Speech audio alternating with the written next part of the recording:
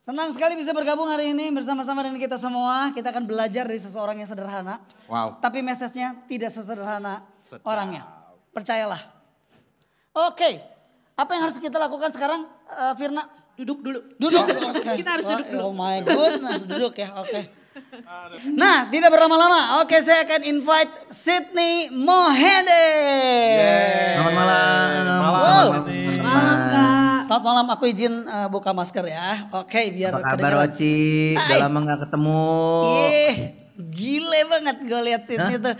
Seger lu Sid, gue keliat. Seger banget. Terlalu seger malah di pandemi ini kayaknya. Oh gitu ya? Iya, jadi karena lebih banyak di rumah dan ngerjain semuanya di studio di rumah, jadi tambah seger. Gitu kan ya. Artinya tambah melebar lah ya. Itu bahasa kerennya. Gitu. Oh gitu ya. Di sini kita sama aja Ci. Buset. Kenapa? Udah bertahun-tahun. Bagi teman-teman yang nggak tahu, aku udah berteman dengan Oci dari tahun 98 kali ya, Ci ya? Apa lebih kali ya? Adalah sekitar tahun segituan ya. Waktu itu kita masih umur 5 ya kalau nggak salah ya, 5 tahun. Ya. 4 kan? Gila enggak banget. Bukan. 5 ditambah Good berapa? to see you gitu bro, good to see you. Good to see the church is growing. Selamat malam semuanya. Ini udah lebih dari 60 orang ngumpul malam ini.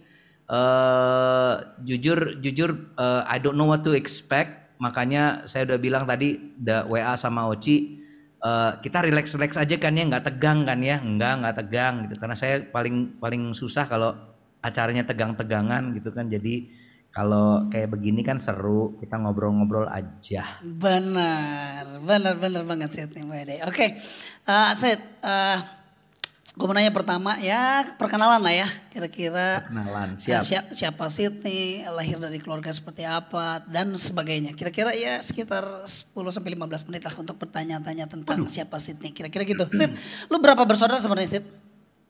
Aku 3 bersaudara, aku punya kakak perempuan 1, Tessa juga worship leader di JPCC di gerejaku di Jakarta, dan punya adik perempuan. Jadi kita cuman bedanya 2 tahun.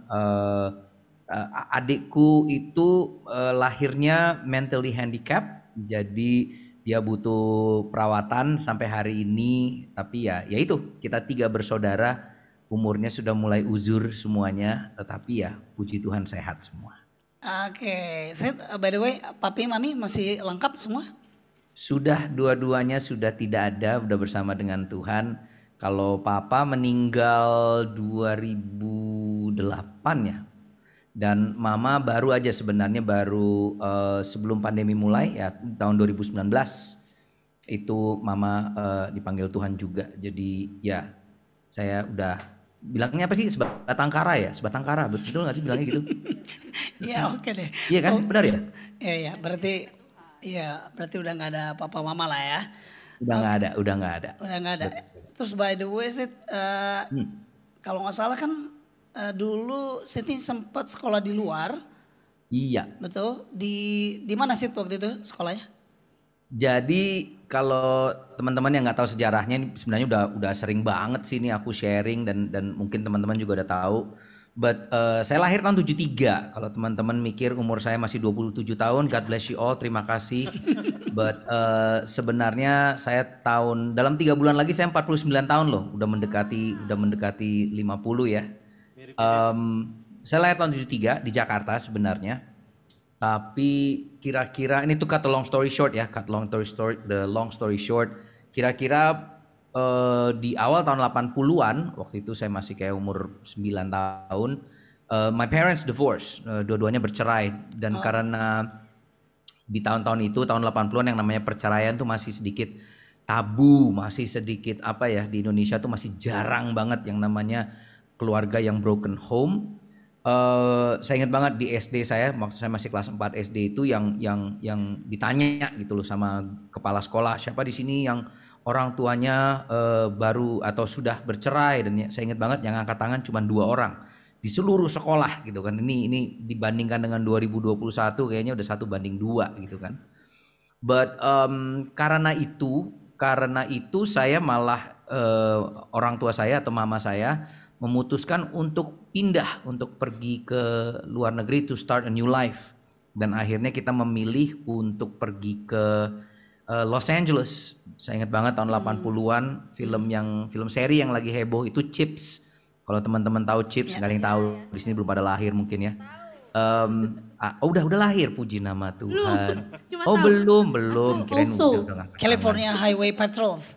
Nah, Chips sama ada satu lagi namanya Charlie's Angels. Itu tahun 80-an terkenal banget dan itu lokasinya di LA, di Los Angeles. Jadi dan zaman itu juga yang lagi heboh tuh breakdance. Breakdance lagi heboh banget dan semua yang breakdance itu di Los Angeles. Jadi waktu ditanya sama mama saya, kids kita kalau mau pindah kita mau kemana to start a new life? Kita semua teriaknya LA gitu kan. So dari usia yang sangat muda, dari kelas 4 SD saya udah pindah ke Los Angeles. Dari SD, SMP, SMA, kuliah itu saya di sana sampai akhir tahun 95 saya pulang ke Indonesia. Itu just to merangkum 22 tahun perjalanan hidup saya dalam 2, 3, 4, 5 kalimat. Oke. Nah, by the way waktu lagi di LA itu Sydney udah datang ke gereja gitu, aktif di pelayanan atau ikut sekolah minggu atau kayak gitu? Nah, jadi lumayan bandel tuh dulu. Mungkin ya karena classic story growing up tanpa seorang ayah. Saya cowok sendiri di rumah bahkan, jadi punya pressure dan akhirnya waktu saya SMP saya kenal hidup yang lumayan bandel lah ya. Ya dari mencoba drugs, dari party, dari free sex dan lain sebagainya itu dari SMP SMA. Dan waktu itu saya belum cuman sekedar datang ke gereja awalnya, tetapi habis itu saya high school gitu udah nggak pernah lagi ke gereja. Jadi saya tahu siapa Tuhan, saya tahu siapa Yesus, tapi saya nggak punya hubungan, nggak punya relationship sama Dia.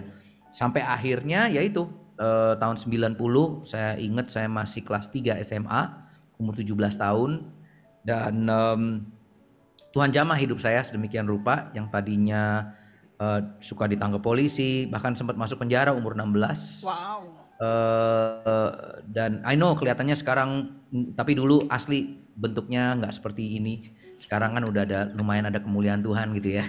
Tapi pada waktu itu ya benar-benar jauh dari Tuhan dan umur 17 hidup saya benar-benar diubahkan dan saya mencoba dari umur 17 sampai sekarang umur 48 tahun untuk selalu memberikan yang terbaik dari hidup saya kepada Tuhan karena Dia yang sudah terlebih dahulu memberikan yang terbaik dalam hidup saya. Wow. Terus waktu lagi kecil pernah nggak lo ngalamin kayak dibully gitu, pernah nggak sih? Oh iyalah. Waktu saya pindah ke Amerika itu kan nggak bisa bahasa Inggris ya. This was back in the 80s yang kalau zaman sekarang kan anak-anak umur 3 tahun aja bahasa Inggrisnya kayak udah perfect semua gitu kan di Indonesia kan karena YouTube lah, karena apalah. Yeah. Cuman di zaman itu kan Indonesia ya kita cuma ada TVRI ya Bapak Ibu sekalian. Jadi kita nggak tahu bahasa Inggris lah. Jadi waktu kita pindah ke Amerika ya udah pasti saya harus ngambil kelas namanya ESL, English as Second Language, karena saya bukan bisa bahasa Inggris, jadi udah pasti itu dibully gitu kan ya, sama teman-teman yang bule-bule. Saya ingat banget tahun pertama kita pindah ke Amerika itu di tahun 80-an, kita pindahnya ke satu kota namanya Monterey Park. Kalau teman-teman pergi ke Los Angeles ada satu kota namanya Monterey Park. Monterey Park itu disebut sebagai Second Chinatown. Chinatown kedua, kota Cina kedua di LA, karena yang tinggal di situ asli semua orang Asia. Cina, Vietnam, Kamboja, pokoknya aku inget banget kelas 4-5 SD itu isi sekolahnya itu Asia semua. Jadi selama setahun itu Inggrisku nggak ada improvement sama sekali karena semuanya juga sama-sama nggak bisa bahasa Inggris. Sampai akhirnya we decided to move to a city namanya La Mirada, which is lebih ke bawah ke southnya LA, dan itu asli malah orang Asianya bisa dihitung dengan jari. Kalau nggak salah di satu sekolah kita itu cuma 10 kali orang Asia. Jadi bener-bener it's a very white neighborhood pada zamannya, itu very white neighborhood, dan ya udah itu kena bully abis sih pada zaman itu, sampai akhirnya saya lumayan tidak dibully lagi. Karena jadi bandel itu sih, karena jadi bandel. Jadi nggak dibully lagi karena jadi bandel. Ngeblend. Supaya ngeblend. Nggak ya, Kak? dibully karena udah bisa defend myself ibaratnya gitu.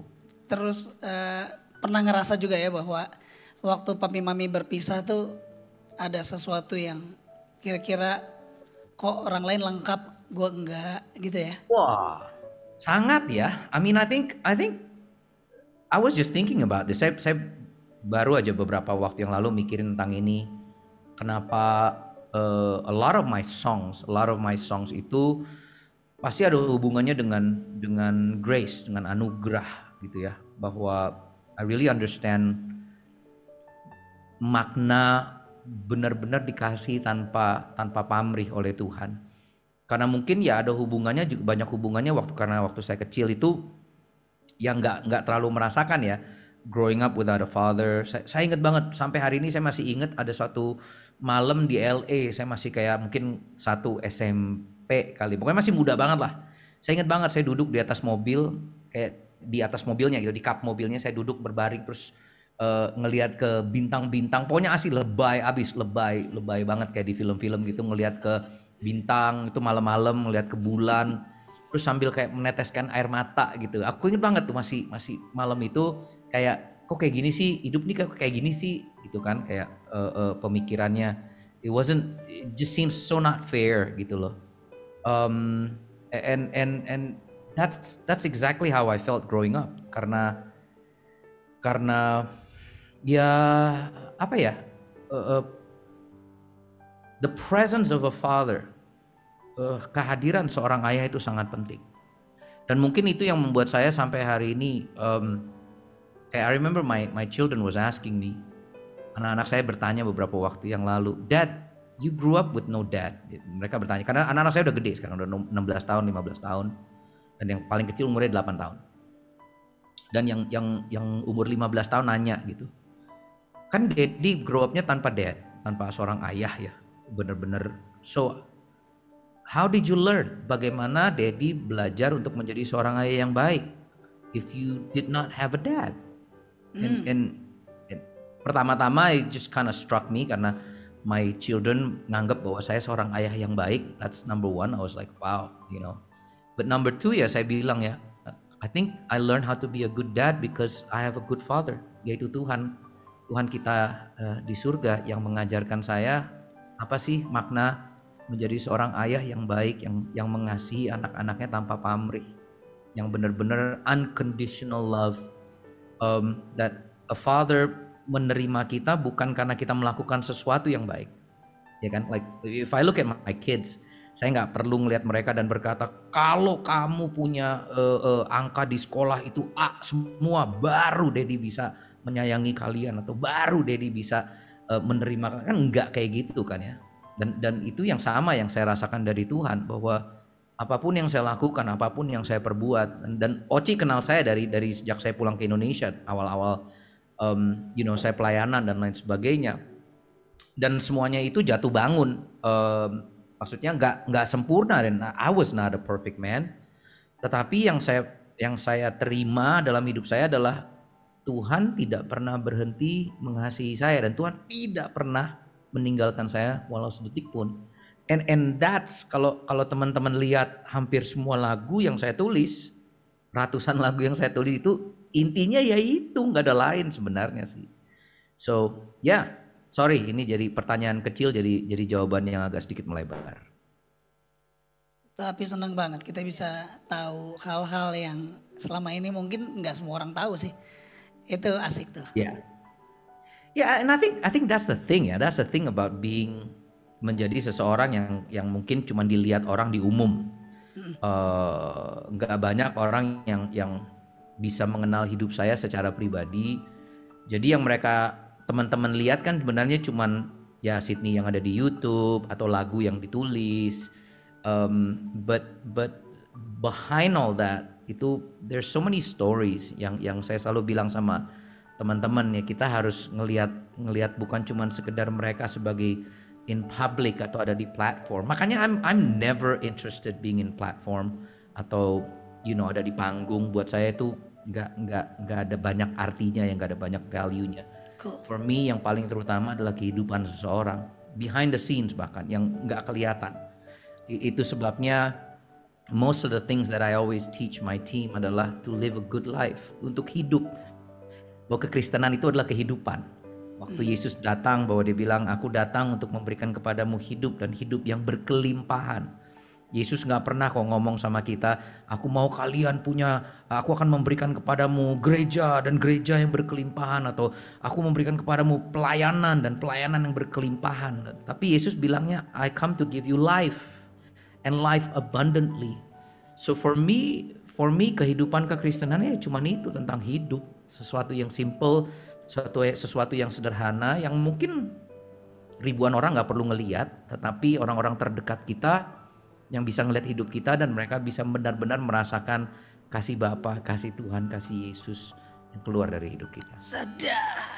Tapi by the way, Sid, di sini kita juga invite ada 2 sekolah, yaitu Sekolah Pandai Gajaya di Kupang dan juga sekolah SMA Kristen Isra di Rote. Dan ini teman-teman Rote dan Kupang, wah saya senang banget itu. Betul, dan mereka seluruh murid-muridnya bergabung bersama-sama untuk mendengarkan. Jadi mungkin kelihatannya cuma 1 akun, tapi sebenarnya di belakang mereka mungkin ada ratusan.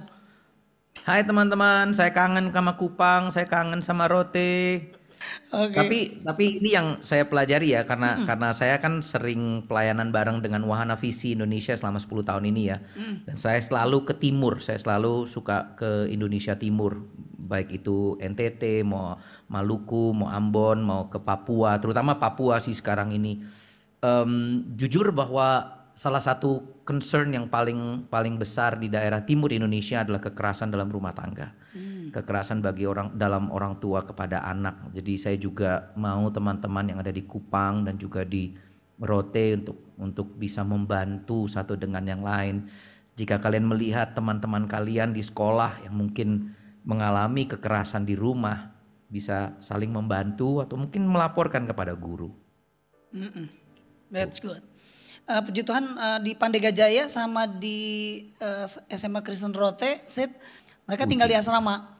Oh, oke, good, good. Terus disiapkan semua gizinya, semua buku-buku pelajaran, guru-guru juga mengajar di sana, dan ya semaksimal mungkin yang kita bisa lakukan, kita support sehingga mereka lebih ada di sebuah komunitas yang mungkin cukup terprotek lah ya, ibaratnya gitu lah kira-kira.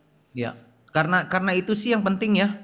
Kalau saya selama pelayanan 10 tahun ini, salah satu yang saya selalu mencoba advokasikan adalah itu, protection for the next generation, untuk memproteksi terutama untuk anak-anak, to give voice, memberikan suara kepada mereka yang tidak punya suara. Jadi I salute you guys. Thank you United Community Church yang sudah melakukan hal ini.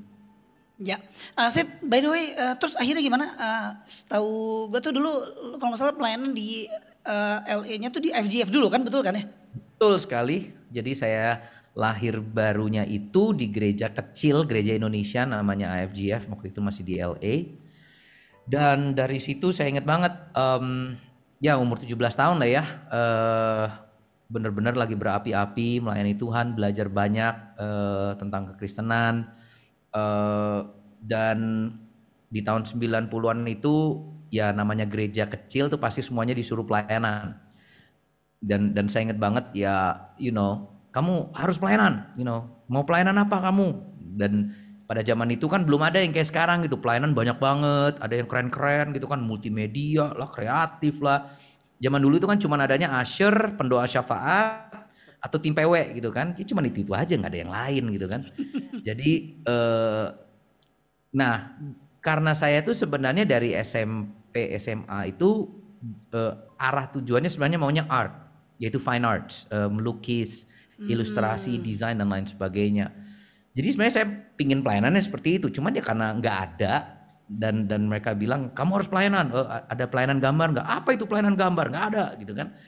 Jadi ya saya bilang ya udah praise and worship lah. Saya orang Manado gitu kan, papa mama orang Manado, jadi nyanyi-nyanyi masih bisa lah ya.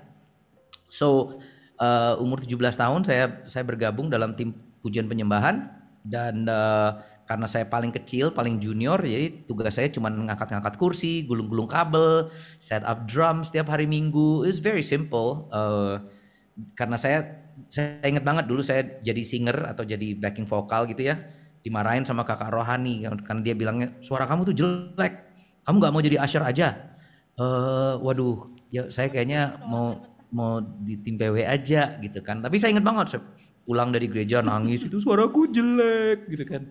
Cuman I mean it was sebuah pengalaman sih ya dari benar-benar nggak tahu apa-apa sampai dalam beberapa tahun waktu itu ya benar-benar saya melayani sampai bahkan akhirnya diberikan kesempatan untuk mimpin pujian di youth. Awal-awalnya di youth kita gede banget waktu itu loh, cuma 7 orang waktu itu, youthnya gede banget. Dan saya WL di situ.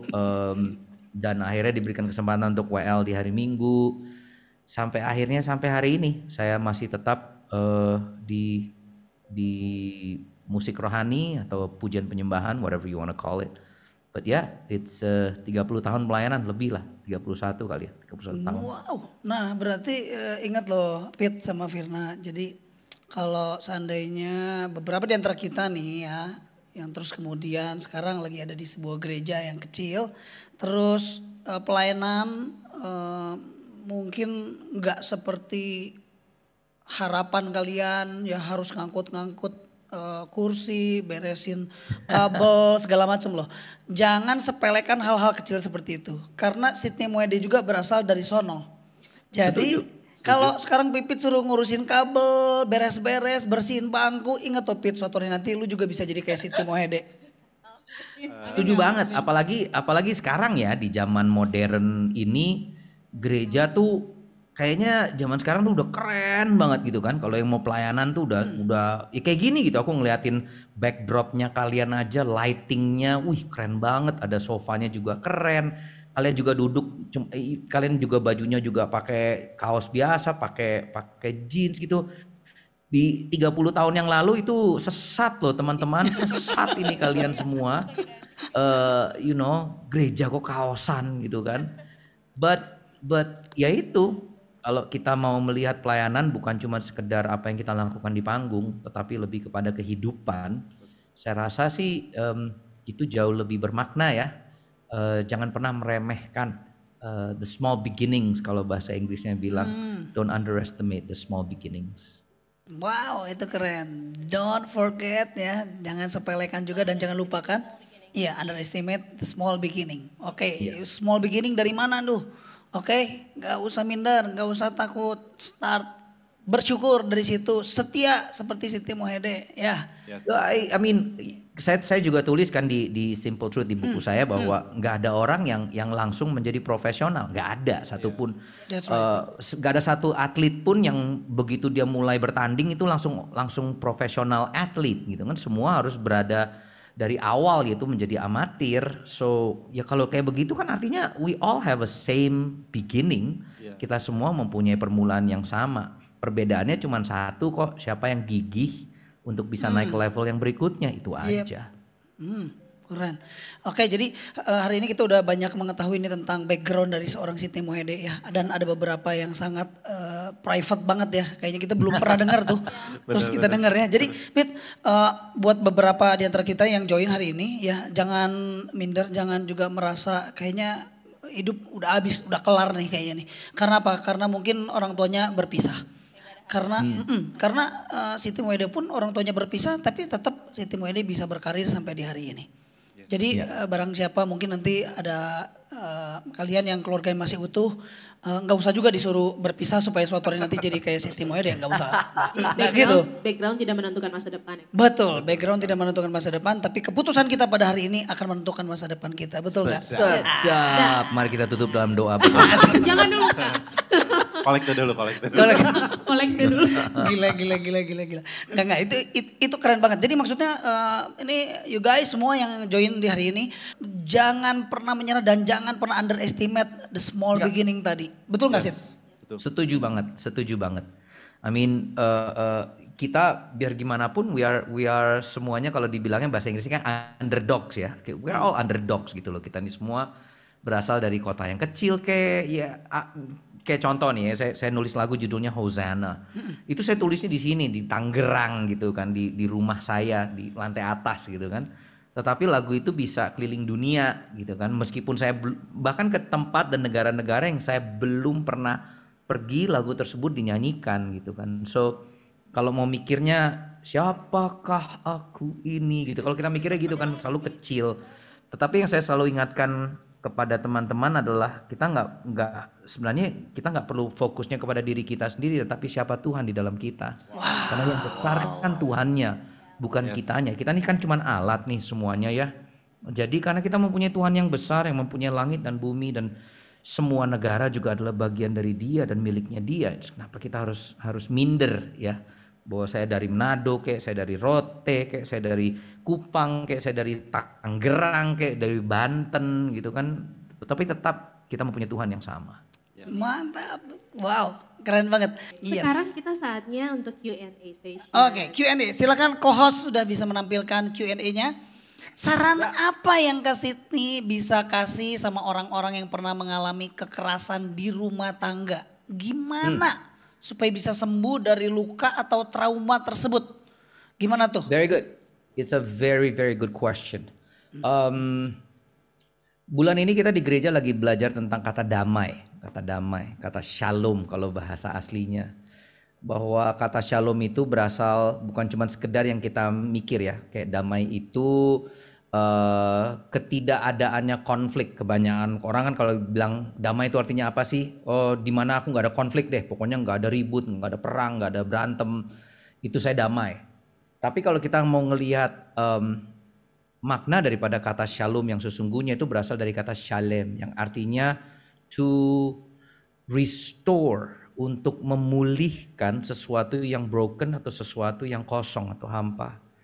Dan aku rasa any kind of trauma, semua trauma apapun dalam dunia kita, dalam kehidupan kita, itu pasti menyebabkan brokenness, menyebabkan sesuatu yang hancur atau yang rusak dalam kehidupan kita.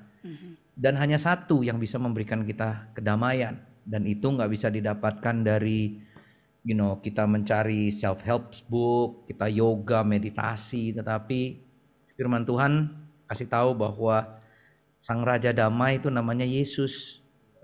Dan Yesus datang untuk restore us, untuk memulihkan kita yang tadinya broken bisa menjadi utuh kembali. Itu sebabnya malaikat menyanyikan di depan para gembala-gembala waktu Yesus lahir bahwa Sang Raja Damai sudah datang, peace on earth, goodwill to men. Itu kan yang kita nyanyikan kalau setiap lagu Natal ya, peace on earth. Tetapi peace on earth itu bukan cuma sekedar kita tenang atau nggak ada konflik, nggak ada trauma, tetapi lebih kepada damai yaitu yang akan memulihkan kita sudah hadir. Namanya Yesus Kristus. So advice apa yang saya selalu bisa kasihkan kepada teman-teman yang mengalami hal tersebut? Of course seek help, seek advice yang benar-benar jika itu sesuatu yang secara psikis atau secara mental health sangat mengganggu, kita harus mencari bantuan dari dokter, dari psychologist dan lain sebagainya. Tetapi yang saya temukan the number one step yang harus kita lakukan adalah menerima damai tersebut, yaitu Yesus dalam hidup kita. Karena dialah satu-satunya yang bisa merusak semua trauma kita, merusak semua yang hancur dalam kehidupan kita, semua trauma akan masa lalu kita. Hanya satu kedamaian yang bisa mengubah hidup kita, yaitu Yesus. So that's my advice. Wow, benar, luar biasa sekali. Berarti pertanyaannya mudah ya, karena bisa dijawab dengan baik oleh Sydney. Oke, come to Jesus karena He's the Prince of Peace ya. Dia adalah Raja Damai. Itu apa ya? Apalagi di zaman sekarang ya, selama pandemi ini saya melihat begitu banyak orang yang mengalami masa-masa yang sulit, masa-masa yang mereka benar-benar traumatik, mungkin dari segi finance, mungkin dari segi rumah tangga mereka hancur dalam 2 tahun ini, mereka yang mengalami kekerasan selama 2 tahun ini karena stres dan depresi dan lain sebagainya. Kita udah mencoba untuk mencari solusi yang terbaik dan sebenarnya cuma ada satu, yaitu fokus kepada Tuhan Yesus. Gak ada yang lain sih yang mengubah hidup saya pada waktu itu dari seorang anak yang penuh penuh dengan kepahitan atau a lot of questions in my life. I grew up with, saya bertumbuh mempunyai begitu banyak pertanyaan dan merasa kayak kok nggak adil, dunia nggak adil, kenapa hidup saya seperti ini.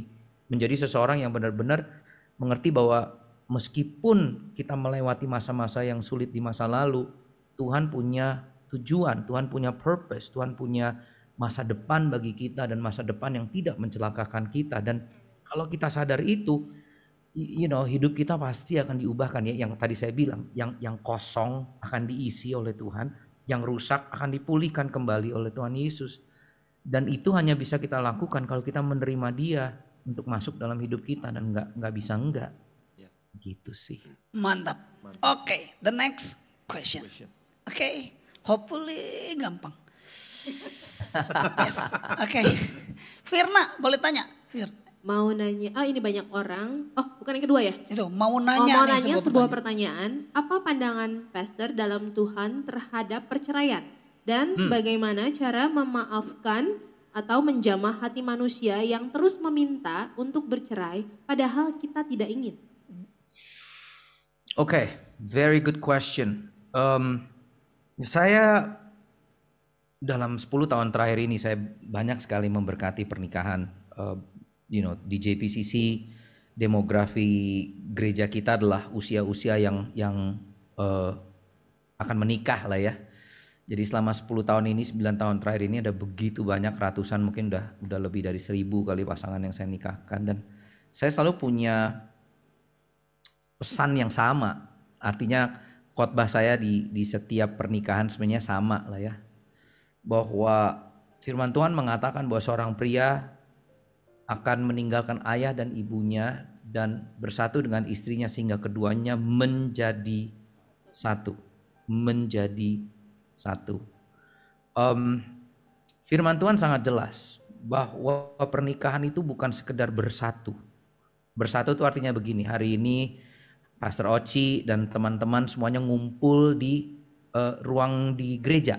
Kalian bersatu, berkumpul bersama dengan the ladies tadi, berkumpul untuk bersatu bersama-sama malam ini. Tetapi setelah malam ini selesai, kalian akan kembali ke rumah masing-masing. Betul? Itu bersatu. Tetapi firman Tuhan dengan jelas mengatakan bahwa two becomes one. Dua menjadi satu. Artinya melebur. Melebur itu gak bisa dipisahkan. Makanya firman Tuhan habis itu kan dia bilang, seoleh itu apa yang sudah dipersatukan oleh Tuhan. Kata kuncinya dipersatukan oleh Tuhan. Bahwa pernikahan itu tidak dipersatukan oleh janji nikah. Pernikahan itu tidak dipersatukan oleh cincin yang dipakai. Tidak dipersatukan oleh surat yang keluar, surat nikah yang keluar dari kelurahan bahkan. Tetapi kita dipersatukan oleh Tuhan. Itu adalah ide awal daripada konsep pernikahan yang Tuhan buat. Bukan diciptakan oleh manusia, tetapi Tuhan yang menciptakan konsep ini. Nah kalau kita mengerti itu bahwa dua menjadi satu. Firman Tuhan berkata, apa yang sudah dipersatukan oleh Tuhan tidak bisa diceraikan oleh manusia. Itu bukan sekedar bilang, kamu gak boleh cerai loh. Bukan, tapi artinya begini. Ini sudah mendarah daging. Kalau sudah menjadi satu, suami dan istri, saya dan istri saya sudah menjadi satu, itu seperti darah dan daging. Seperti daging kita dengan pembuluh darah kita. Artinya kalau mau dipisah nih tubuh saya atau tangan saya antara daging dan pembuluh darah, bisa sih saya pergi ke rumah sakit. Tetapi sakitnya luar biasa. Bahkan bisa menyebabkan kematian. Betul? Karena sudah menjadi satu. Nah kalau pertanyaannya tadi, bagaimana pandangan saya tentang perceraian? Ya buat saya satu, perceraian itu sama dengan kematian. Itu sebabnya gak ada yang namanya perceraian yang baik-baik saja. Gak ada. Karena itu bukan konsep yang Tuhan buat dari awal. Pewahyuannya saya ingat banget, saya ada seorang hamba, ada pasangan dari Kanada yang berkhotbah di gereja kami beberapa tahun yang lalu tentang pernikahan. Dan dia berkata begini, pewahyuannya adalah pada waktu kita menikah, di hadapan Tuhan kita benar-benar menjadi satu makhluk di hadapan Tuhan. Karena menjadi satu itu bukan cuma sekedar tubuh, tetapi tubuh, jiwa, dan roh. Artinya kemanapun saya pergi, meskipun nih saya lagi di kantor, waktu Tuhan melihat saya dengan istri saya sebagai satu makhluk. Meskipun istri saya lagi di mall, Tuhan melihat dia bersama dengan Sydney. Karena kita sudah menjadi satu. So, itu pandangan saya tentang pernikahan. Bahwa bukan Tuhan melarang, bukan. Tetapi karena Tuhan tahu, kalau kamu sudah menjadi satu, dan untuk dipisahkan, itu akan menyebabkan sakit yang luar biasa, dan bahkan bisa menyebabkan kematian. In our soul, in our spirit.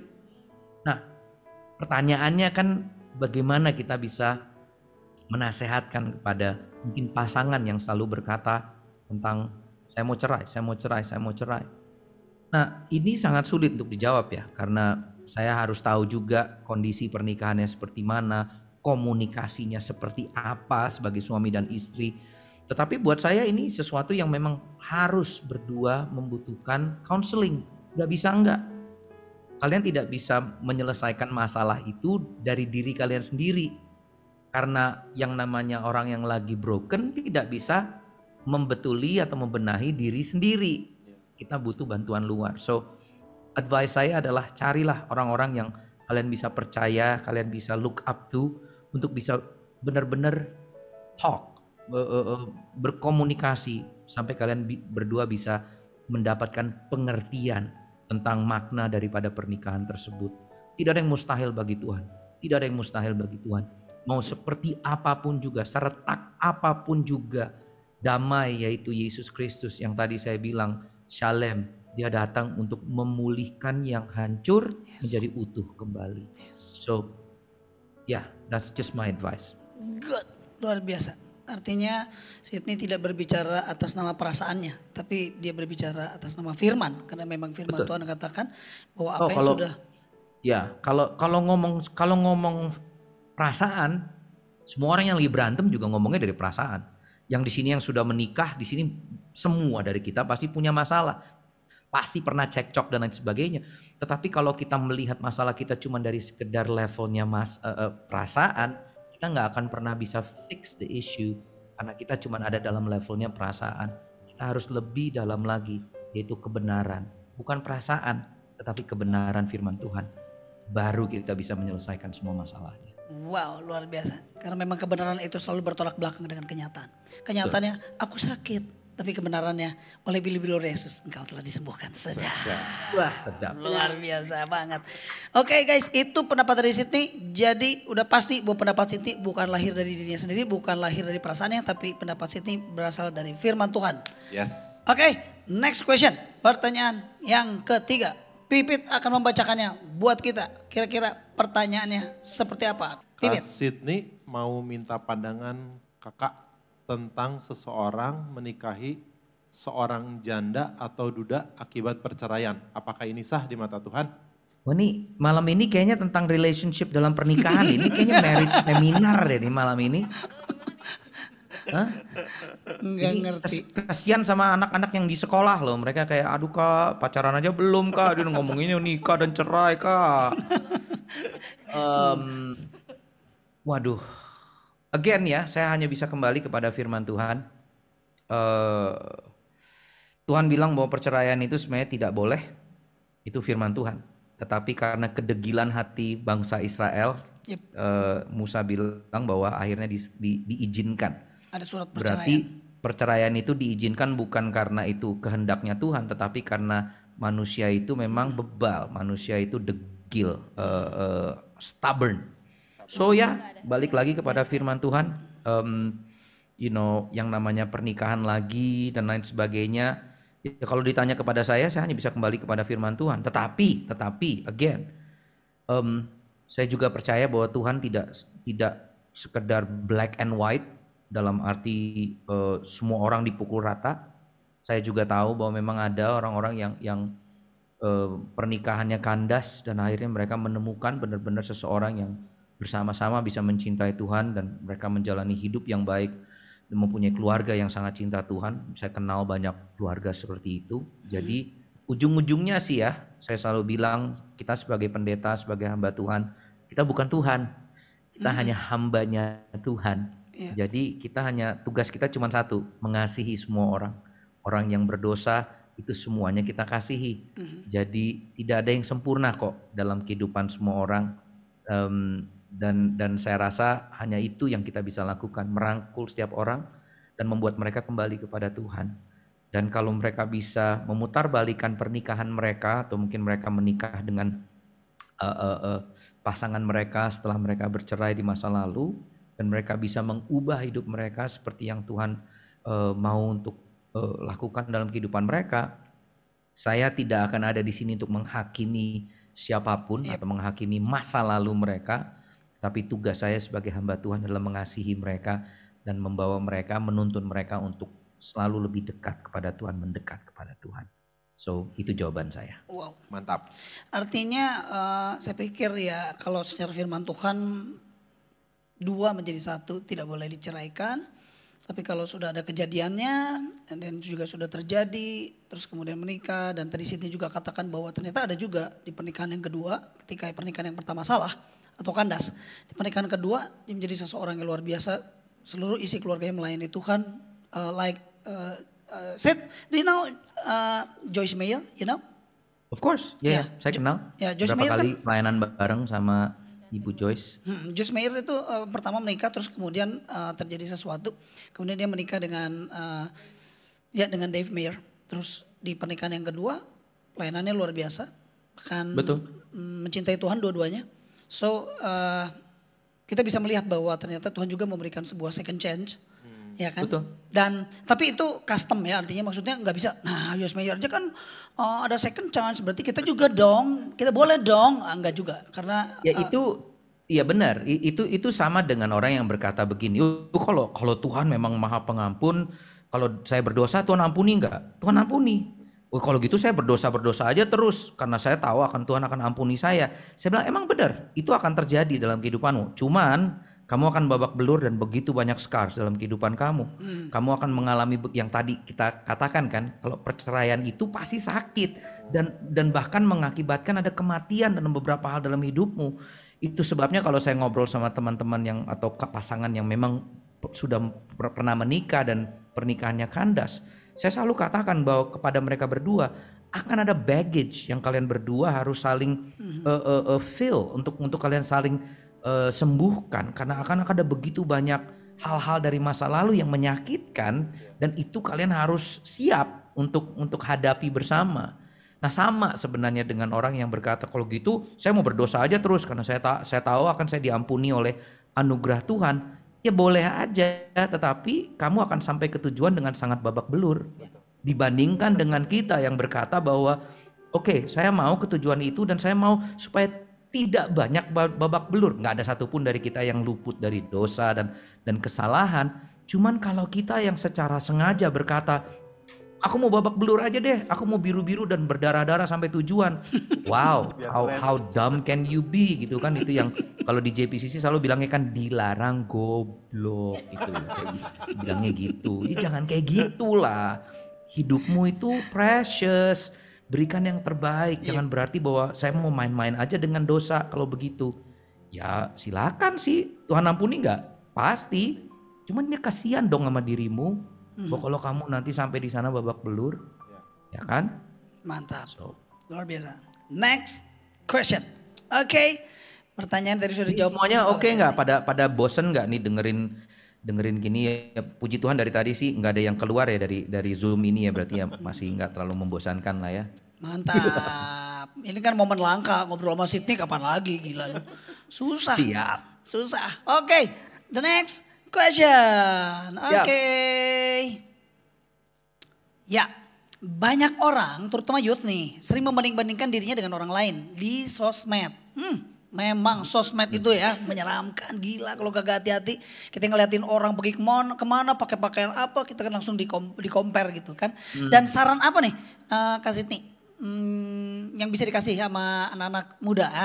Sekarang youth nih, oke. Wow. Wah belum habis tadi pertanyaannya. Saran apa yang bisa disampaikan buat mereka yang struggling di dalam mengasihi dan menerima dirinya sendiri? Wow. Self image nih kayaknya nih. Ya, Eh, saya pernah baca ada satu artikel yang bilangnya begini, it's stuck with me sampai hari ini. Dia berkata begini, bahwa insecure people are made, not born. Bahwa orang yang insecure, manusia yang insecure itu dibuat dan dia tidak lahir dengan insecure.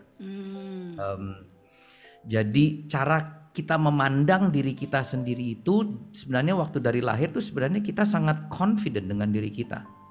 Kalau kita ngeliat anak kecil ya, anak saya punya 3 anak dan saya melihat mereka dari kecil seperti apa. Mereka jauh lebih secure pada waktu mereka kecil, betul kan? Tapi tambah dewasa, kita semua belajar yang namanya hinaan lah, bullying lah, self comparison lah, apalagi zaman sekarang dengan ada social media dan lain sebagainya, kita bisa membanding-bandingkan diri mereka dan lain sebagainya. Dan ini yang saya pelajari bahwa memang benar, insecurity itu made, itu dibuat, ditempa, apa ya? It's being made by our surrounding. It's not born. We were not born by it. Karena kita diciptakan menurut rupa dan gambarnya Tuhan. Nah, kalau demikian, kalau memang insecurities are made, artinya yang harus kita telusuri adalah bagaimana cara kita melihat dunia pada hari-hari kita. Every single day. Cara pandang kita akan menentukan kepada siapa diri kita. It's always our vision. When my people don't have vision, my people perish. Karena kalau mereka tidak mempunyai pandangan, itu sebabnya saya selalu bilang bahwa memang benar nggak ada jalan lain. Pandangan kita harus selalu ditujukan kepada Tuhan, kepada Yesus, Sang Pencipta kita.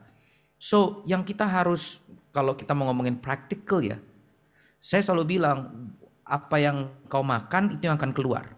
Apa yang engkau makan, apa yang engkau consume, itu yang akan keluar dari kehidupan kita. It's a simple thing. Kalau kita malam ini di Bandung gitu ya, makan nasi babi gitu kan ya. Di Bandung ada banyak yang enak, nasi babi di Cibadak saya tahu ada satu yang enak gitu kan. Yes. Kita makan nasi babi gitu kan. Besoknya gitu nggak mungkin kan tiba-tiba kita lagi di toilet, maaf ya, terus tiba-tiba yang keluarnya itu bentuknya pizza.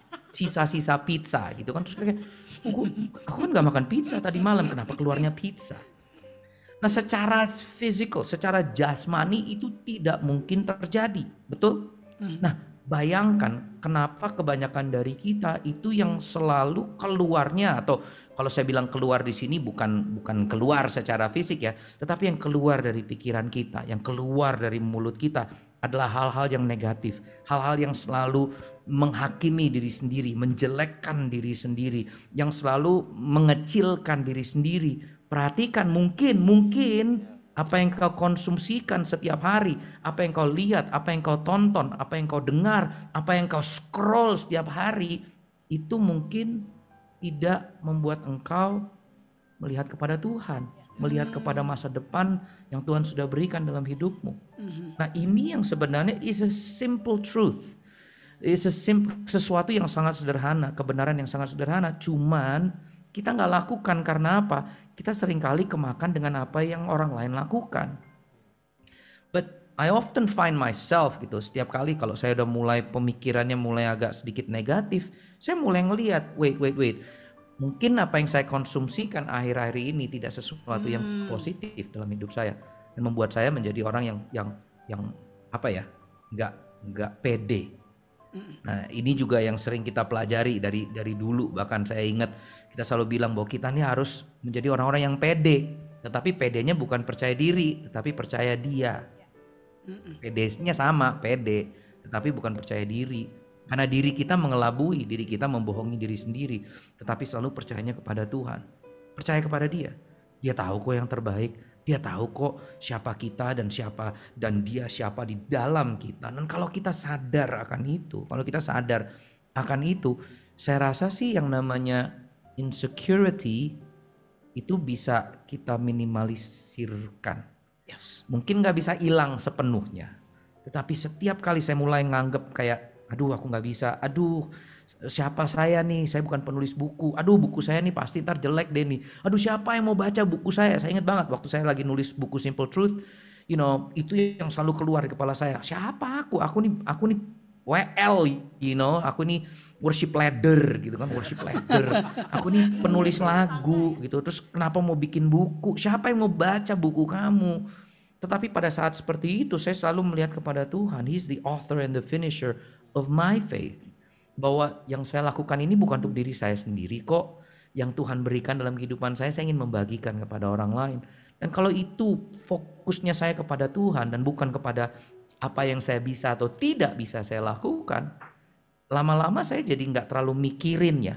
Nggak terlalu mikirin tentang apa kata orang. Karena basically insecurity itu kan.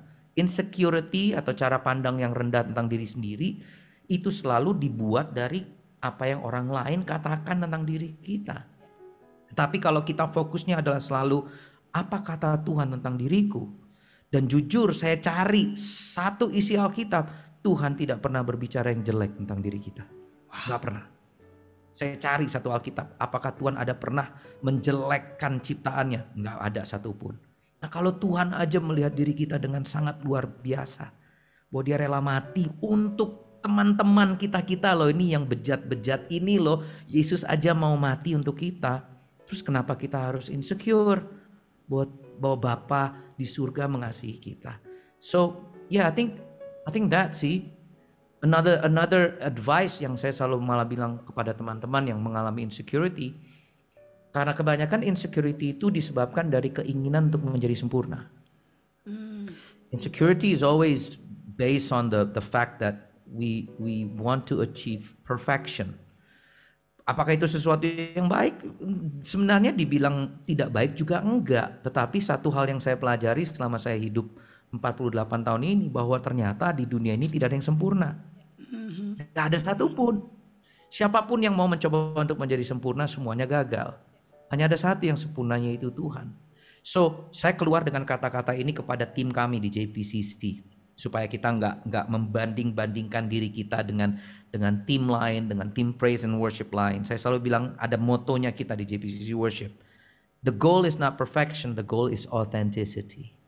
Bahwa tujuan terutama kita yang kita kerjakan bukanlah kesempurnaan. Kalau kita mau menjadi orang yang sempurna, percayalah, saya kasih tahu teman-teman dari sekarang, kita akan gagal. Kita nggak akan menjadi yang tercantik, terganteng, terkeren, terhebat, nggak ada. Tetapi kalau goal dari semua yang kita lakukan dalam hidup kita adalah authentic, menjadi sejujur-jujurnya, menjadi authentic itu seterbuka mungkin dalam kehidupan kita. Bahwa Sidney Mohede nggak perlu membandingkan dirinya dengan Israel Houghton atau Chris Tomlin atau Joel Houston. JPCC Worship tidak perlu membandingkan dirinya dengan Elevation Worship, Hillsong Worship. Kita menjadi diri kita sejujur-jujurnya. Kita adalah kita. Pada saat itulah insecurity akan, ya tanda kutip, nggak diperlukan lagi, nggak akan ada. Karena kita udah nggak perlu membandingkan diri kita dengan siapapun. Because we're just being kita. Saya, Sidney, cuman bisa menjadi Sidney. Dan karena saya nggak bisa membandingkan diri saya dengan Sidney yang lain, karena tidak ada Sidney yang lain, cuma ada satu Sidney, saya nggak perlu insecure. Saya bisa merasa bahwa this is who I am. Ini yang Tuhan berikan dalam lingkup saya, and that's the meaning of the word humility, kerendahan hati dalam bahasa aslinya, yaitu itu bahwa Tuhan memberikan kepada kita cukup untuk kehidupan saya. Cukup, it's our portion kalau bahasa Inggrisnya. Porsi yang ada dalam hidup kita masing-masing itu cukup untuk apa yang kita kerjakan dalam hidup kita. Artinya kita nggak perlu cemburu dengan apa yang orang lain kerjakan. Kita nggak perlu minder dengan apa yang orang lain bisa capai. Karena apa? Porsi dalam hidupku ya cukup. Porsi yang ada di Sidney cukup untuk Sidney. Karena Tuhan tahu yang terbaik dalam hidup saya. Itu yang membuat saya sampai hari ini secure. Saya nggak perlu insecure dengan melihat semua social media dan lain sebagainya. Tetapi at the same time, ya kalau memang social media itu membuat kamu merasa cemburu dengan apa yang orang lakukan lain sebagainya, here's my advice, delete it. Hapus saja app-nya dulu. Karena apa yang engkau jaga dengan mata itu bisa melindungi hatimu. So it's a simple practical thing sebenarnya, tetapi jarang yang kita lakukan. Wow. Kira-kira menjawab gak nih? Itu menjawab banget. Sangat menjawab, Kak. So, be original and don't die as a copy. That's true. Oke. Sydney cuma satu. Gak usah kepengen jadi Sydney. Karena selalu yang namanya KW itu quality-nya pasti di bawah yang original. Sadar. Mantap. Ngapain sih mau jadi KW-KW-an? Bener gak sih? Sid, di tempat di ruangan lu di situ ada gitar gak, Sid? Ada gitar. Di studio ada piano, ada gitar, tapi ya gitar di sini sih. Wow, keren. Boleh mau pakai piano atau pakai gitar juga boleh. Karena kita semua di sini Mau ngapain? Nah, karena kita semua di sini pengen secara live dinyanyiin oleh Sydney. Nah, ini yang ditunggu. Aku pengen lagunya itu deh, kalau bisa apa? Dan ku ingin mengenal. Yang ladies bawain tadi. Iya, itu juga boleh. Tapi terserah Sydney deh. Pokoknya kita pengen. Ini nggak ada dalam kontrak loh, nggak ada dalam kontrak loh. Itu makanya yang gue suka dari Sydney itu gitu. Kalau pakai jalur-jalur yang lain lebih ribet, ditanyain macam-macam. Kalau di sini langsung tembak aja. Tadinya gue udah mau masukin di itu, di request gitu, tapi udahlah, gak usah lah, langsung tembak aja. Sydney orangnya murah hati kok. Sip, oke. Shanty silahkan hubungi call center kita dan nanti kita akan mengirimkan buku Simple Truth dari Sydney dan kita akan mendengarkan suara Mas dari Sydney Muede just di acara kita Make a Better You. Semuanya bisa dengar? Bisa. Udah lama loh aku nggak main lagu ini, dari tadi aku lagi nyari chordnya malah bahkan karena udah kelamaan. Bila ku buka mataku dan lihat wajahmu, aku terkagum. Bila ku lihat hidupku dan karya tanganmu, aku tersanjung karena semua yang baik dalam hidupku itulah karyamu. Kau beri kesempatan yang baru, dan ku ingin mengenalmu Tuhan lebih dalam dari semua yang ku kenal.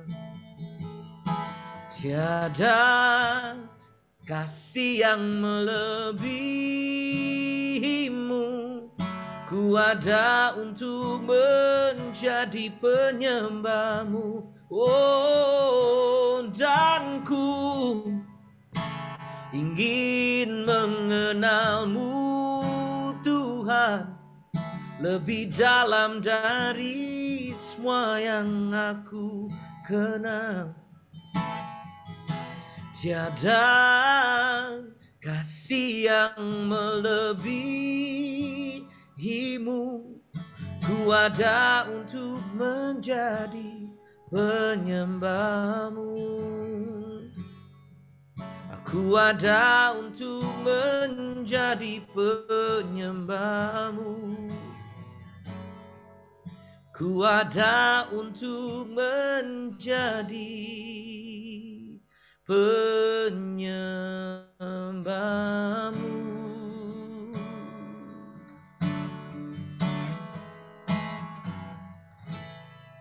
Mantap sekali. Suaranya mirip di CD ya Pak ya. Felix boleh. Felix ada Felix. Felix. Ada kakak Felix yang tadi minta nyanyi loh tadi loh. Kan tuh udah nyanyi tuh. Gitu. Oke, Lex. Halo Lex. Hai Kak. Hai. How are you? Kabar bro? I'm good, thank you. Good. Bagi teman-teman yang belum merasakan Mighty Luffy dan Baby Luffy, coba tolong dibeli hari ini juga, besok lah minimal di R&BT terdekat Anda. God bless you. Oh, itu tuh by the way itu apa sih? Itu emang rasa collab-nya antara RBT sama lo ya kira-kira gitu ya? Ya begitulah, kalau saya kan cuma bilang saya sukanya watermelon, saya sukanya rasa yuzu. Dan jujur waktu pertama kali saya di approach sama RNBT kan saya belum kenal sama Felix sebelumnya, saya ternyata kita pernah kenalan, cuman waktu pertama kali ngobrol saya nggak tahu gitu kan. Saya sampai bilang sama mereka, RNBT mau collab sama saya, kalian tahu kan saya pendeta kan, kalian tahu kan saya pendeta kan gitu kan. Pendeta disuruh jualan minuman yang bener gitu kan, cuman mereka bilang mau, ya udahlah, puji nama Tuhan. Umur 48 jadi model gitu kan ya, ada posternya di mall-mall terdekat Anda gitu kan, jadi lucu juga sih ya. Wow, luar biasa. Oke, hopefully sukses ya rasanya ya. Di sini ada sih di PVJ. Oke, just info aja. Silahkan bergerak ke sana. Oke, nah itu sebenarnya permintaan dari Felix. Jadi oke, Felix jadi tidak menyumbangkan pertanyaan tapi dia menyumbangkan sebuah permintaan untuk dinyanyikan oleh seorang Sydney dan kita semua bisa mendengarkan suara itu. Oke, Q&A berikutnya. Pertanyaan berikutnya. Oke. Kenapa buku, wah ini pasti kayak anak-anak nih pasti. Om Sydney, kenapa sih kalau bukunya Om Sydney itu berjudul Simple Truth? Dan kalau bisa ambil penggalan kalimat dari buku tersebut, kira-kira mana yang favorit atau memorable? Ayo dong Om. Saya aja nggak punya bukunya depan saya, bahkan saya jadi nggak tahu ada kalimat apa. Mungkin kalau gitu yang sudah baca bukunya mungkin bisa kasih penggalan favorit kalian kali ya, itu lebih ini. Wow. Tapi kalau pertanyaannya kenapa judulnya Simple Truth? Jadi sebenarnya ini ya lucunya buku ini nih terbuat atau terpikirkan dari zaman saya nge-Twitter. Teman-teman masih ingat Twitter nggak sih? Iya dong. Sekarang kan udah nggak terlalu zaman Twitter ya. Tapi saya udah mulai nge-Twitter itu udah lama banget. Dan saya selalu gini, saya dulu tuh bikin satu hashtag atau tagar namanya Simple Truth. Karena saya suka nulis-nulis kutipan-kutipan atau pemikiran-pemikiran pendek saya tulis di Twitter. Dan saya tulisnya itu hashtagnya Simple Truth supaya saya gampang nyari. Dengan idenya bahwa apa yang saya tulis di Twitter itu one day saya bisa kasih kepada anak-anak saya. Karena waktu itu mereka masih kecil banget. Jadi ini cuma pemikiran tentang hidup yang sederhana, tentang makna hidup, tentang semua pemikiran saya tentang family, relationship, God, ministry. And I name the hashtagnya itu Simple Truth. Dan lucunya dari yang saya cuma tulis-tulis gitu, saya ingat banget di awal-awal itu tiba-tiba banyak teman-teman bilang, Kak mana Simple Truth-nya lagi dong, bagi lagi dong Simple Truth-nya. Karena saya suka tulis-tulis one quote atau kutipan atau pemikiran saya yang cuman beberapa 160 kata doang gitu kan. And ternyata jadi banyak orang yang suka gitu. Bahkan sampai hari ini ada yang dari mereka yang udah screen capture dan disimpan gitu Simple Truth-nya. Dan saya ingat tahun 2018 kali ya, 2 tahun yang lalu terlahirlah ide ini. Saya diminta oleh publisher. Jadi gini, saya tuh udah bertahun-tahun diminta untuk nulis buku, udah bertahun-tahun. Kalau saya bisa kasih 10.000 rupiah untuk setiap kali orang bertanya kapan kasih ini nulis buku, wah itu kayaknya udah banyak banget duitnya gitu kan ya.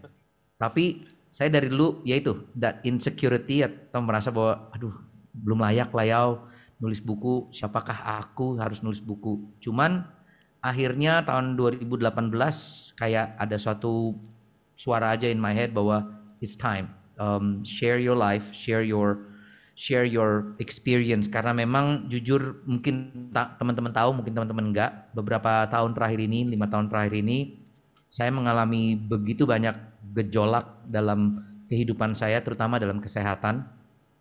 Itu alasannya saya menulis jujur, saya menulis begitu banyak lagu-lagu dalam beberapa waktu terakhir ini. Itu kenapa saya menulis lagu This Truth Remains and so many other songs, More to Our Story. Karena saya mengalami pengalaman-pengalaman yang buat saya sih menguatkan iman saya dalam perjalanan saya mengenal Tuhan. So akhirnya saya memutuskan untuk I think it's time for me to write a book. Tapi saya nggak mau nulis buku yang berat karena memang saya juga nggak bisa menulis sesuatu yang berat. Teman-teman yang tahu lagu-lagu saya nggak ada satupun yang benar-benar berat gitu kan ya. So I just want to write something yang simple, dan saya ingat kembali kepada tagar saya dulu di Twitter namanya Simple Truth, dan saya bilang kepada publisher saya mau nulis buku dan judulnya Simple Truth yang berisikan tentang just my life. Bukan autobiografi, bukan sebuah buku tentang hidup saya karena saya rasa saya belum cukup tua ya untuk menulis biografi, but just my thoughts and my understanding about life, God, ministry, relationship, dan itu yang saya tuliskan sih, sederhana banget. So kalau mungkin teman-teman yang di sini sudah pernah membaca bukunya, ada yang sudah membaca bukunya, mungkin ada kalimat atau kutipan yang bermakna nggak? Coba Silakan bisa nih. disebut Firna salah ini satu udah aja lah. Firna aja Firna. Ini Kak, bentar. Yang 5 roti 2 ikan itu loh. Ah, Mana ya? Waduh. Gila Itu urusan lu Yesus pasti yang urusannya. ngomong, bukan saya. Enggak yang kakak ngutip dari mana itu roti mana ini? 5 roti 2 ikan, saya juga udah lupa loh. yang Lihatlah mana apa itu. yang ada di tangan kita, apa yang kita miliki dalam hidup kita sekarang. Berikanlah 5 roti dan 2 ikan yang ada pada kita kepadanya. Dan lihatlah bagaimana itu semua akan berkembang melalui kasih karunia dan perkenanan Tuhan. Ketika kita menyimpan apa yang ada pada kita hanya untuk diri kita sendiri, hanya itu yang akan dan tetap kita miliki. Tetapi ketika kita menyerahkan apa yang ada pada kita kepada Tuhan, Dia akan melipat gandakannya. Mantap. Wow. Wow, lumayan juga tuh, bagus juga yang nulis tuh. Oke lah, Luar lumayan biasa. nanti bisa menulis Siapa sih? buku lah kayaknya. Kakak mau bukunya? Kita undang So, yuk. itu pemikiran dari begitu banyak orang yang selalu kalau ngobrol sama saya terus selalu bilangnya gini, Kak, andaikan suaraku sebagus suaranya Kak Sari Simorangkir. Kak, andaikan ya aku punya studio. Kak, andaikan aku punya gitar yang mahal. Wah, aku bisa nulis lagu buat. Kak, andaikan aku. Banyak orang-orang yang datang kepada saya dan selalu bilangnya gitu. Andaikan aku punya apa yang aku nggak punya. Karena mereka berpikir bahwa kalau mereka punya itu baru mereka bisa berkarya atau mereka bisa memberikan yang terbaik kepada Tuhan. Tetapi yang saya pelajari dalam hidup saya adalah saya tulis juga di buku ini bahwa Tuhan tidak pernah tertarik dengan apa yang kita tidak miliki.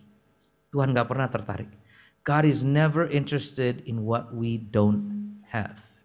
Dan ini saya temukan berkali-kali dalam Alkitab, dalam firman Tuhan, di mana yang kayak saya ambil contoh ya 5 roti 2 ikan tersebut, di mana waktu Yesus berkata kepada murid-muridnya, ayo kita harus kasih makan 5.000 orang ini, kita harus kasih makan. Dan murid-muridnya selalu malah menjawabnya dengan apa yang mereka tidak punya. Mereka berkata begini, Guru, uang 200 dinari pun tidak kita miliki. Artinya murid-muridnya bilang, kita nggak punya loh, andaikan kita punya uang banyak kita bisa kasih makan. Cuman Yesus berkata, ya kalau gitu yang ada apa? Dan mereka bilang, oh ada nih anak kecil, mereka punya 5 roti 2 ikan. Dan buat Tuhan, ya kalau kita ngelihat logika, nggak cukup. Sama kalau saya ngelihat diri saya sendiri, saya berasal dari keluarga broken home. Saya nggak pernah sekolah musik. Saya sekolahnya dan kuliahnya tuh art, design. Saya sampai hari ini nggak bisa baca not balok. Saya nggak bisa tuh toge-togean itu, saya nggak bisa baca itu semua. Tetapi selama 30 tahun ini saya cuma bisa bilang gini sama Tuhan. Dari awal saya bilang, saya cuma punyanya ini loh Tuhan. Saya cuma punya waktu. Dan itu yang Yesus lakukan. Punyanya apa? 5 roti 2 ikan. Yesus berkata cukup, sini. Dan dia mengucap syukur atasnya. Dan dia membagi-bagikannya.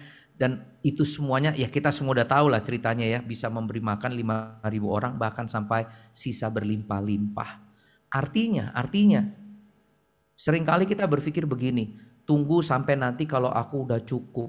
Tunggu sampai nanti aku mau melayani Tuhan kalau aku sudah sempurna, udah mulai hidupnya udah mulai beres dan lain sebagainya. Padahal Tuhan berkata yang ada di tanganmu tuh apa, yang kamu punya apa saat ini. Ya itu cukup kok, karena yang akan melipat gandakannya bukan kita, yang melipat gandakannya Tuhan. Tetapi yang akan mendapatkan berkatnya semua orang di sekeliling kita, bahkan sampai berlimpah-limpah. Karena apa? Selama kita mau memberikan hidup kita, apapun yang ada dalam hidup kita, dan kita berkata ini Tuhan. Waktu aku mulai mimpin pujian, saya ingat banget dulu zaman GMB, Dulu saya punya band namanya GMB. Kita mulai tahun 96. Dan waktu itu saya umurnya 23 tahun, masih sangat amat muda dan saya ingat banget di album yang kedua dan ketiga tiba-tiba saya disuruh nulis lagu. Saya nggak pernah nulis lagu sebelumnya. Saya nggak ngerti bahkan cara nulis lagu kayak gimana dan saya cuman bilang I don't know how to do it. Saya nggak punya gitar. Saya ingat banget. Saya pinjem gitar dari Glenn Fredly, almarhum Glenn itu teman saya. Dulu kita suka hangout bareng. Saya bilang boleh pinjem nggak gitar lu? Saya bilang ini pakai dulu. Jadi gitar aja kau harus minjem. Laptop nggak punya, mikrofon nggak ada. Saya rekaman kalau dulu saya nulis lagu, saya tuh cuman punya handphone Ericsson zaman dulu, yang masih zaman kuda banget. Tapi dia ada voice note, bisa ngerekam suara. Itu menjadi studio saya. So dari gitar pinjaman, pakai nggak punya studio, nggak punya mic, saya cuman pakai handphone Bluetooth yang murahan. Saya pakai itu sebagai alat saya ngerekam dan menulis lagu.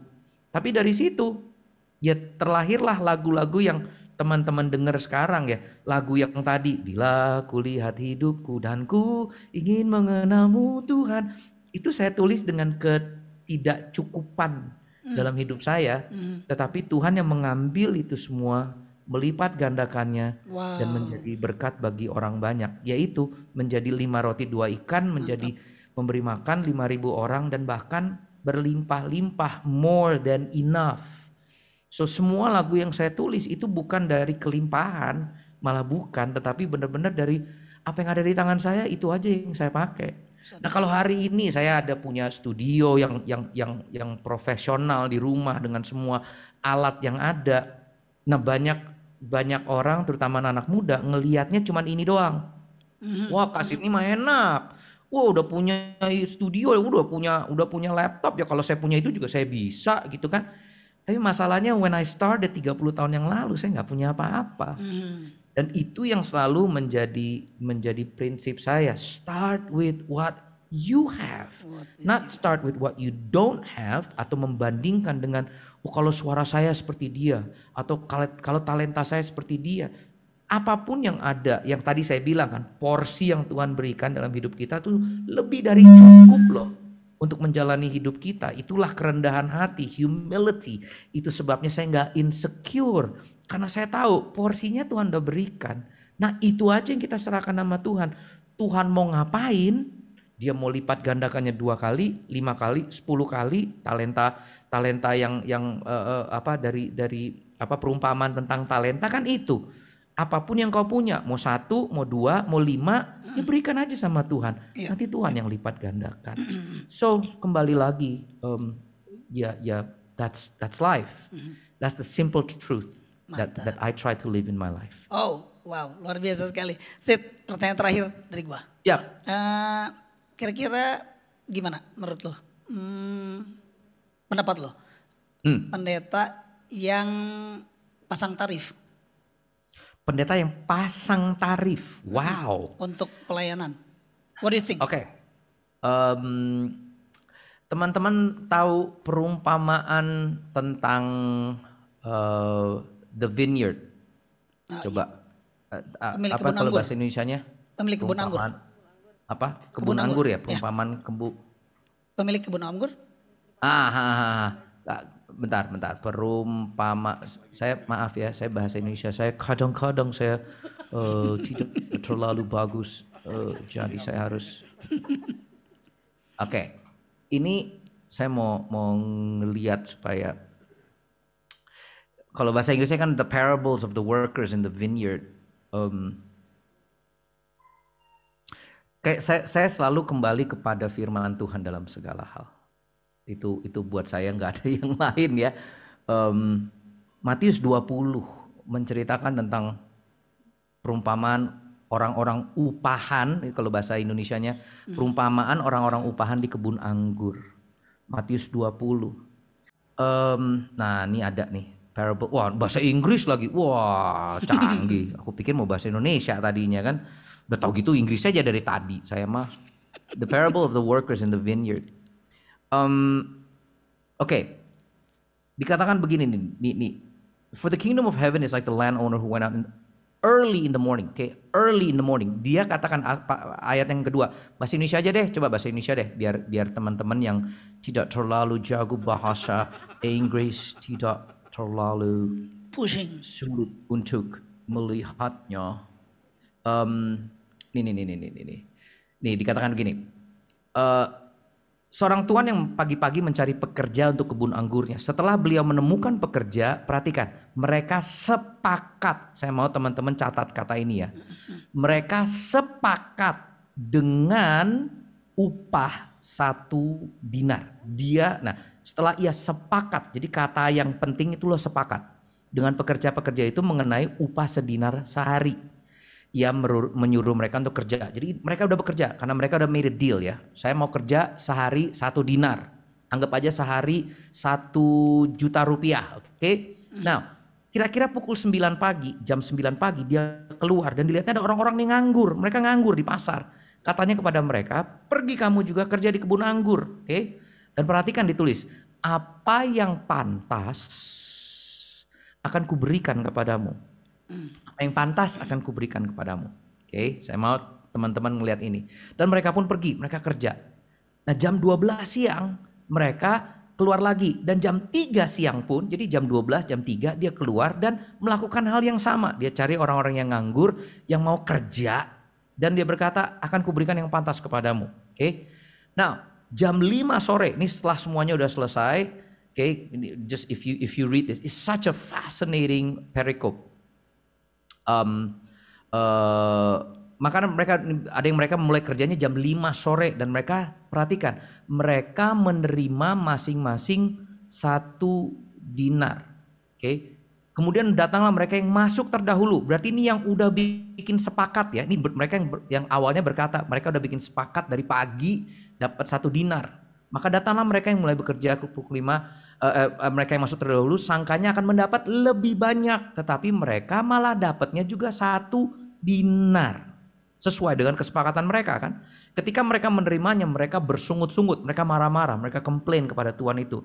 Dan mereka yang masuk yang terakhir hanya bekerja 1 jam saja. Engkau samakan dengan kami yang sehari suntuk bekerja berat dan menanggung panas terik matahari. Memperhatikan jawaban Tuhan. Tuhan ini menggambarkan Tuhan kita. Tuhan menjawab seorang dari mereka, saudara aku tidak berlaku tidak adil loh terhadap engkau.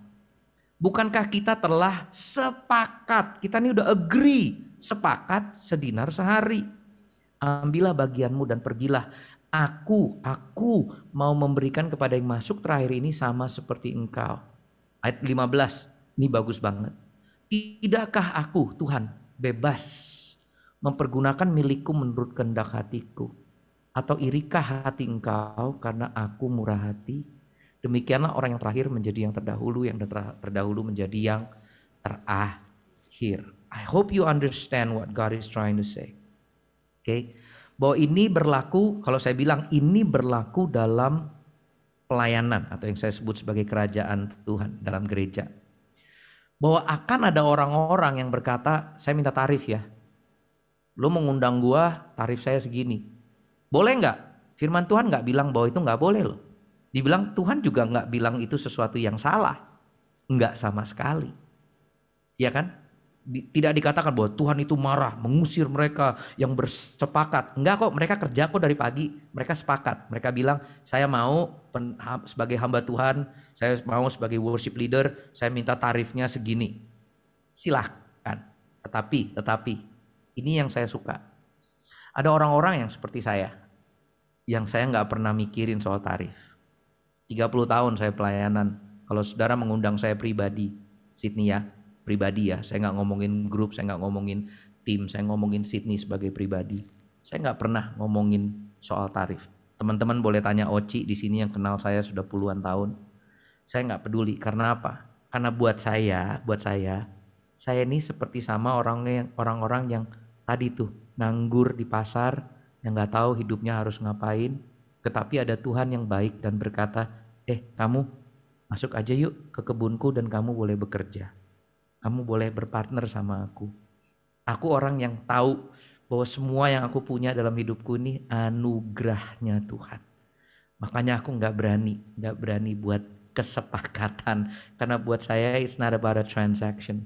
Saya ini diselamatkan oleh Tuhan sedemikian rupa dari kehidupan yang seperti tadi saya ceritakan, dari kehidupan yang dulu seperti anak muda yang hilang di Los Angeles, dan Tuhan mau bekerja sama dengan saya nih yang nggak bisa musik, yang nggak ngerti musik, tiba-tiba disuruh memimpin sebuah tim musik di Indonesia yang harus produce album dan lain sebagainya. Saya tahu kok siapa saya tahu saya nggak pinter, tetapi Tuhan tetap mau ngajak saya untuk bekerja di ladangnya. Saya nggak mau menjadi orang yang bersepakat dengan Tuhan. Saya mau menjadi orang yang seperti, Tuhan, Engkau udah izinkan saya masuk di kebun anggur untuk bekerja aja, saya sudah bersyukur. Berapapun yang Tuhan mau kasih, saya terima. Dan ini yang saya lihat dari Tuhan. Tuhan kasih yang sepantasnya, bahkan lebih dari cukup. Lebih dari cukup. Kalau saya ngeliat hidup saya yang sekarang ini, melihat kebaikan Tuhan in my family. Dan kalau saya ngomong berkat, teman-teman, ini nggak soal uang ya, benar-benar nggak ada. Berkat itu nggak ada soal uang. Berkat itu adalah tentang this sesuatu yang ada dari kehidupan kita yang lebih dari cukup. Dan itu hanya Tuhan yang bisa berikan. Nah, saya diberkati oleh Tuhan sedemikian rupa. Artinya saya tahu kok siapa diri saya. Saya nggak perlu menjadi orang-orang upahan yang berkata kepada tuannya, saya mau kerja jika saya dikasih 1 dinar. Lebih baik saya kerja aja, berikan yang terbaik, giving my best. Saya ingin memberikan yang terbaik kepada Tuhan. Terserah Tuhan mau ngasihnya apa, saya terima. Dan saya bukti nyata bahwa kalau hari ini saya seperti demikian, ini semua anugerah dan limpahannya Tuhan aja dalam hidup saya. Dia seorang Tuhan yang sangat baik, yang memberikan apa yang sepantas dan kemurahan hatinya. Dan itu sebabnya saya nggak pernah cemburu jika saya ngelihat ada hamba Tuhan yang dipakai dan benar-benar kehidupannya sangat mewah dan lain sebagainya pun, saya nggak perlu cemburu. Karena buat saya itu kemurahan hatinya Tuhan kok. Saya nggak akan membuat kesepakatan dengan dia. Karena ya saya yakin Tuhan pasti memberi yang pantas untuk kita. Dan kita sudah menerima segala-galanya kan. Enggak soal uang. Dengan saya punya 3 anak yang luar biasa. Seorang istri yang sangat luar biasa. I have more than enough. Everything else is just bonus dalam hidup saya. Oke, berarti selama ini mungkin ada beberapa orang yang takut kalau ngundang Kak Sydney karena takut nanti, aduh bisa ngasihnya berapa ya buat Kak Sydney ya. Jangan-jangan uang gua kekecilan deh untuk ngundang Kak Sydney ya. Ternyata enggak berarti, ya. Tapi kalau kalian ngobrol sama gereja-gereja yang sudah ngundang saya, ternyata sama sekali nggak ada the truth in that. Karena saya nggak pernah ngomongin. Saya ingat banget, bahkan saya pernah diundang sama Hillsong. Pertama kali saya diundang Hillsong. This was many years ago. Setelah itu saya sering diundang. Tapi pertama kali saya diundang, saya ingat banget mereka kirim saya form untuk saya isi. Dan yang isi asisten saya di kantor di JPCC. Dan ada kolom di paling bawah, berapa honorarium, how much the honorarium atau fee yang kita minta atau diharapkan. Dan kita taruhnya 0. Kita taruhnya 0 dari saya bilang sama asisten selalu isinya 0 ya. Dikembalikan, dikirim balik ke Hillsong dan mereka email kembali bilang no it's okay. Tolong diisi aja jumlah fee-nya berapa. Udah biasa kok kita untuk hamba-hamba Tuhan isi jumlahnya berapa. Sampai harus saya yang jelaskan lagi kepada Hillsong bahwa I never ask for a fee. Saya nggak pernah punya tarif. Berapapun yang diberikan ya buat saya itulah yang sepantasnya saya terima. Dan saya ingat banget mereka tuh sampai kayak terheran-heran gitu karena ya memang that's the case. Karena buat saya hidup dari yang perumpamaan tadi katakan. Saya tahu saya punya Tuhan yang baik. Saya tahu saya mempunyai Tuhan yang murah hati. Artinya ya berapapun itu, apapun itu. Bukan berapapun loh, apapun itu. Karena saya pernah pelayanan pun ke Lampung. Saya ingat banget saya pelayanan ke Lampung dan saya ingat saya pulangnya itu tidak dikasih PK. Malah dikasihnya sekantung kentang. Saya dikasihnya 1 kantong beras itu isinya kentang. Dan saya pulang dari Lampung ke Jakarta bawanya kentang. Saya bilang masak yuk kita pesta kentang gitu di rumah gitu kan. Dan buat saya itu yang pantas untuk saya. Dan nggak ada masalah buat saya. Karena saya tahu waktu gereja yang kecil tersebut berikan itu sama saya itu buat mereka dari kelimpahan mereka, itu yang mereka ingin berikan kepada saya, and I'm okay with that. So ya, kembali lagi kepada pertanyaannya Oci, bagaimana pemikiran saya tentang hamba Tuhan yang itu, ya itu saya balik lagi kepada firman Tuhan. Kecuali Tetapi tim kali ya. jangan salah ya, saya nggak bilang bahwa kalau mereka membuat kesepakatan itu salah, saya nggak bilang itu. Karena itu ada juga dalam firman Tuhan. Jadi it's okay. Kalau mereka mau membuat kesepakatan itu ya nggak apa-apa. Tetapi saya lebih memilih untuk bergantung kepada anugerahnya Tuhan aja. Karena buat saya ini yang pekerja yang masuknya jam 3 sore. Karena saya adalah orang yang tidak layak sebenarnya untuk masuk. Tetapi Tuhan layakkan saya untuk bisa masuk. Oke sih. I hope that makes sense. Oke, berarti kecuali tim ya. Kalau mengundang tim musik full tim, nah itu baru ya. Ya, karena kadang-kadang ada hal-hal yang misalnya kalau kita mengundang, jujur kayak misalnya kami mengundang Hillsong United atau mengundang tim dari Israel Houghton atau tim yang besar, yang gak mungkin kan lah ya, kasihan juga mereka untuk mereka yang benar-benar harus menanggung semuanya sendiri karena itu sesuatu yang besar ya. Tetapi buat saya ini kan kembali lagi kepada ya kita mau pelayanannya seperti apa. Karena buat saya juga teman-teman yang dari luar negeri pun kalau mereka bilang kita mintanya minimal segini, itu saya tahu mereka sudah memikirkan dari segi tiketnya mereka, dari segi apapun yang harus mereka korbankan. Jadi buat saya itu fair, itu buat saya sangat fair. Jadi saya nggak bilang bahwa bertransaksi itu salah, saya nggak bilang itu. Makanya saya selalu kembali kepada firman Tuhan.